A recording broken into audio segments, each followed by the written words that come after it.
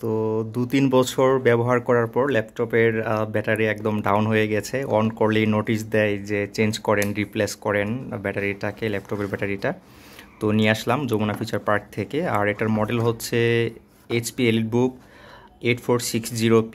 তো ২-৩ বছর ব্যাটারিটা ব্যাকআপ দেওয়ার পর নষ্ট হয়ে গেছে। তো ব্যাটারিটা এখন আবার রিপ্লেস করে নিচ্ছি, যেহেতু কাজ করতে সমস্যা হচ্ছে।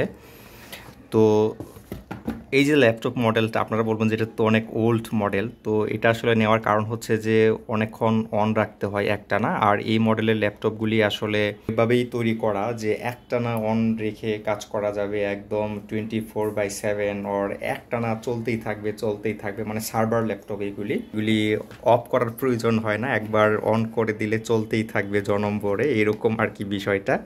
তো আমি এটা এখন ল্যাপটপে ব্যাটারিটাকে ইনসার্ট করে দেখি, তারপরে অন করে দেখি। 2.5 থেকে 3 ঘন্টা ব্যাকআপ দিবে আমাকে বলছে। তো এরকমই দেয় নতুনের সময়, তারপর আস্তে আস্তে এটা কমে আসে। তো এই তো ব্যাটারি, আমি এটাকে এখন রিপ্লেস করব। আর আমি 2-1 দিন আসলে ল্যাপটপ ডাইরেক্ট লাইন দিয়ে ব্যবহার করেছি ব্যাটারি ছাড়া। ব্যাটারিটা আমি আগে ব্যাটারিটা খুলে দেখেছিলাম। তো এখন এটা লাগিয়ে দেখি পাওয়ারটা আসে কিনা বা কেমন।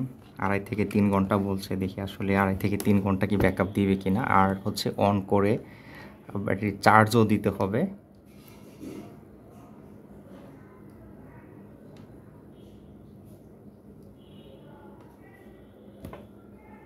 আচ্ছা, এটাতে পাওয়ার আসছে না, মেবি আগে চার্জ আমাকে একটু দেখে নিতে হবে। চার্জ থাকার কথা, এরকম হবে না। আচ্ছা, আমি একটু চার্জে দিয়ে দেখি।